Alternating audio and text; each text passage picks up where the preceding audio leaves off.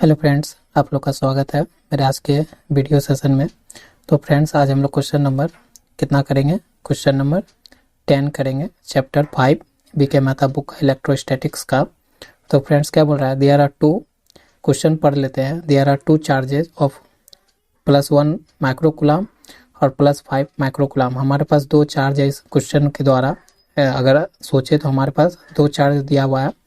The ratio of the force acting on them will be, तो बताना है कि इस दोनों एक दूसरे पे फोर्स जो लगा रहा है उसका रेशियो क्या होगा। तो देखिए क्वेश्चन क्या है। क्वेश्चन सिंपल है कि दो चार्ज है हमारा, ठीक है, Q1 और Q2, ठीक है। इसका मान +1 माइक्रोकुलाम दिया हुआ है और इसका +5 माइक्रोकुलाम दिया हुआ है, ठीक है। मैं थोड़ा इसको अच्छा से लिख देता हूँ। ये +1 माइक्रोकुलाम है, ठीक है, चार्ज है, और दोनों कुछ डिस्टेंस पे भी रखा गया है। तो बोल रहा है ये जो इस पे कुछ फोर्स लगाएगा उसको F1 मान लेते हैं, और ये इस पे कुछ फोर्स लगाएगा उसको मान लेते हैं F2, ठीक है। तो इस डायरेक्शन में लगाएगा और ये इस डायरेक्शन में लगाएगा, ठीक है। तो हम बाय कूलम्ब्स लॉ अगर लिखे दोनों का फोर्स तो क्या लिख सकते हैं? बाय कूलम्ब्स लॉ लिखे अगर फोर्स लिखते हैं 1 की, चार्ज Q1 जो है Q2 पे लगा रहा है, तो Q1 इंटू Q2 बाय क्या लिख सकते हैं? 4 पाई एप्सिलॉन r और डिस्टेंस का स्क्वायर, ये लिख सकते हैं। और यहाँ पर हम जानते हैं एक चीज़ ये थोड़ा, तो यहाँ पर हम क्या लिख सकते हैं? वैल्यू पुट कर देते हैं कि पहला चार्ज दूसरे पे लगा रहा है, तो कौन लगा रहा है? 5 माइक्रोकुलाम पे लग रहा है, 1 माइक्रोकुलाम का। यहाँ हम लिख सकते हैं 5 × 1 माइक्रोकुलाम, ठीक है। और ये हो गया 4 पाई एप्सिलॉन r और डिस्टेंस का स्क्वायर। ये पहला केस आ गया मेरा, पहला फोर्स लग रहा है Q1 के द्वारा Q2 पे। और सेकेंड फोर्स क्या लिख सकते हैं कि F2 लिख सकते हैं कि Q2 लगा रहा है Q1 पे। क्या लगा रहा है? Q2 लगा रहा है Q1 पे, तो 4 पाई एप्सिलॉन r और r स्क्वायर। तो इसमें भी हम क्या कर सकते हैं? वैल्यू रख सकते हैं। तो F2 बराबर क्या हो जाएगा? 2 × 1 × 5 माइक्रोकुलाम, 4 पाई एप्सिलॉन r और r स्क्वायर। ये हमारा सेकेंड इक्वेशन आ गया। अगर दोनों इक्वेशन को रेशियो बोल रहा है ना फ्रेंड्स, तो रेशियो बोल रहा है तो F1 को F2 से क्या करते हैं? भाग दे देते हैं, डिवाइड कर देते हैं। तो F1 हमारा क्या था? 5 × 1 microcoulomb by 4 pi epsilon r और r स्क्वायर, यही था। और नीचे वाला वैल्यू क्या था फ्रेंड्स हमारा? ये था 1 × 5 microcoulomb by 4 pi epsilon r और r स्क्वायर, ये था।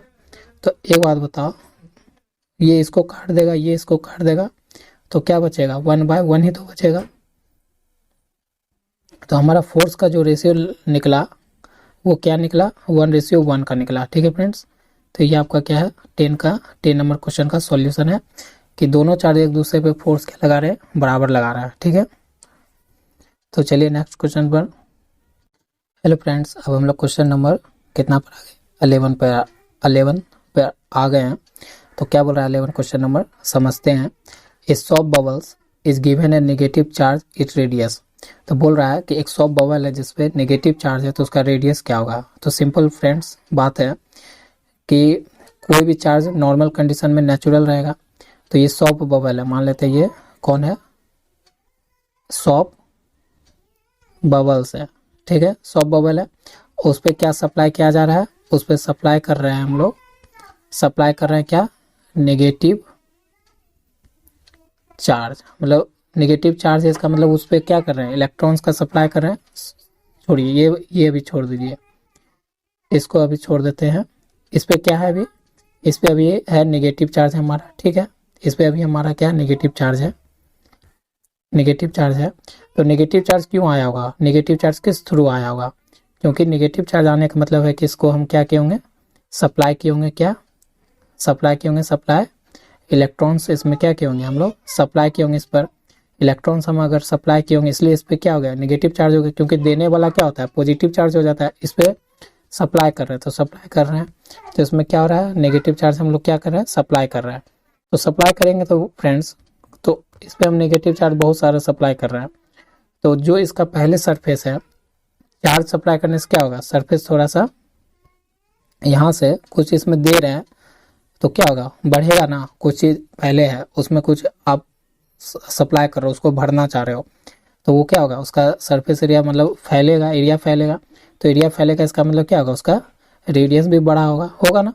जैसे यहाँ पर अभी कुछ रेडियस होगा, अब हो जाएगा आर था, अब आर डैश रेडियस हो जाए, तो आर डैश रेडियस क्या हुआ, ग्रेटर देन आर होगा पहले नॉर्मल कंडीशन से। तो नेगेटिव चार्ज करने का मतलब क्या है, समझना होगा कि नेगेटिव चार्ज मतलब क्या होता है कि हम चार्ज को इलेक्ट्रॉन्स को सप्लाई करते हैं। नेगेटिव चार्ज करने का मतलब क्या है कि हम इलेक्ट्रॉन का क्या करते हैं, सप्लाई करते हैं।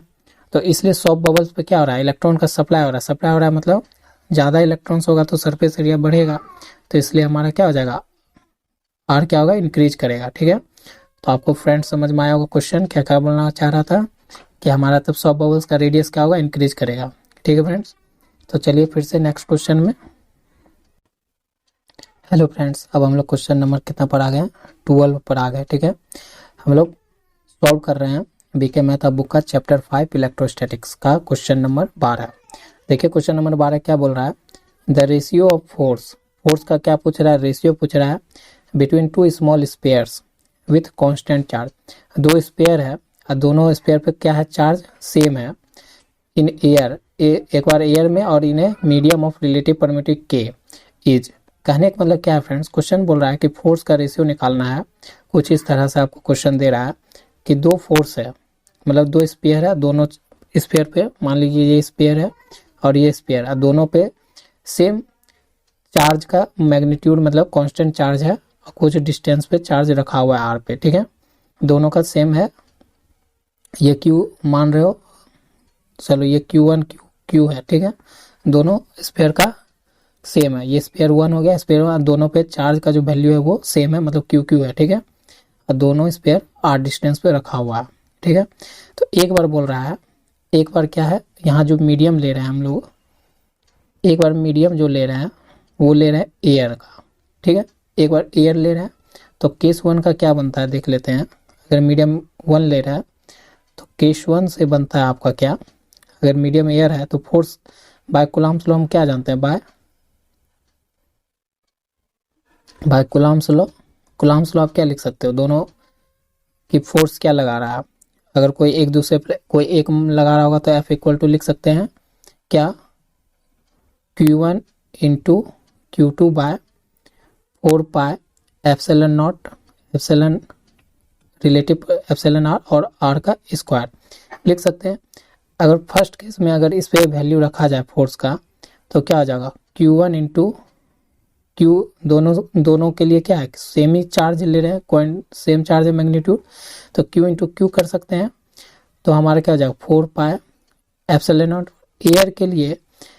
एयर के लिए हम रिलेटिव परमिटिव का वैल्यू क्या जानते हैं, एयर के रिलेटिव परमिटिव का वैल्यू क्या होता है, 1 होता है। ठीक है, तो हम यहाँ पर एयर के लिए हम क्या लिख सकते हैं, 1 गुना में आर स्क्वायर लिख सकते हैं, तो हमारा फोर्स क्या निकल जाएगा, Q square by 4 pi epsilon not are square. बस इतना बचा, ये पहला इक्वेशन आ गया जब हम मीडियम क्या लिए, एयर लिए। ठीक है, अब सेकेंड केस में हम क्या लेंगे, मान लीजिए यही सेकेंड केस कि दो स्पेयर है, दोनों पे चार्ज क्या है, सेम क्वांटिटी का चार्ज है, दोनों आर डिस्टेंस पे उसी तरह सेम है, लेकिन अब मीडियम थोड़ा बदल गया।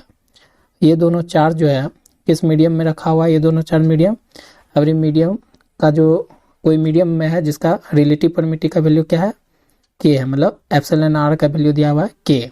ठीक है, तो इस आधार पे बाय कूलम्ब्स लॉ हम क्या लिख सकते हैं,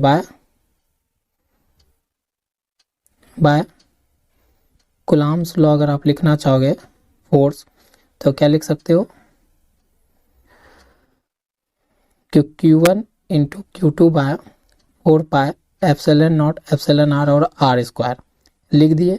लेकिन एक बात बताओ, F इक्वल टू क्या हो जाएगा, Q1 भी Q है और Q2 भी Q है, और 4 पाए एप्सिलॉन नॉट, और अब जो है मीडियम E का वैल्यू आपको दिया हुआ है K, तो यहाँ पुट क्या हो जाएगा K। ठीक है, और आर स्क्वायर,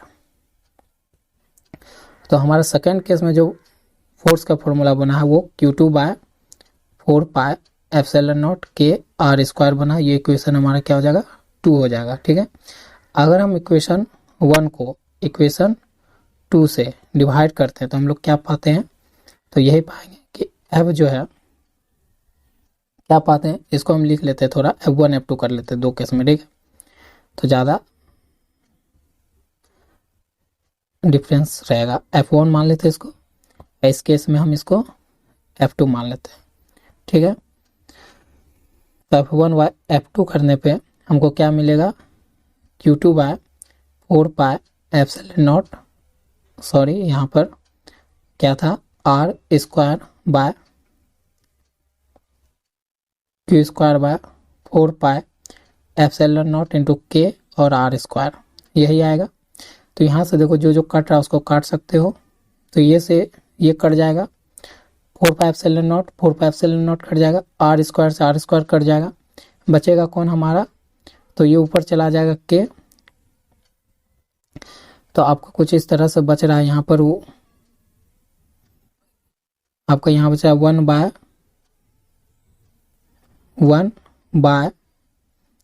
बाय के, ऐसा कुछ बच रहा है।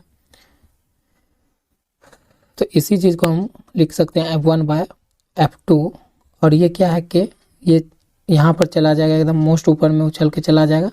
ठीक है, तो हमारा क्या बन जाएगा कि F इक्वल टू 1 के साथ गुना हो जाएगा के, और नीचे 1 गुना 1, ये इस पर ट्रांसफर हो जाएगा, तो क्या बचेगा के रेशियो 1 बचेगा। ठीक है फ्रेंड्स, तो आपको सॉल्यूशन समझ में आया। तो फोर्स का जो रेशियो निकल जाएगा F1 रेशियो F2 क्या निकलेगा, के रेशियो 1 का आपका ये रेशियो निकलेगा। ठीक है फ्रेंड्स, तो आपको सॉल्यूशन समझ में आया होगा फ्रेंड्स। तो चलिए मिलते हैं नेक्स्ट वीडियो में।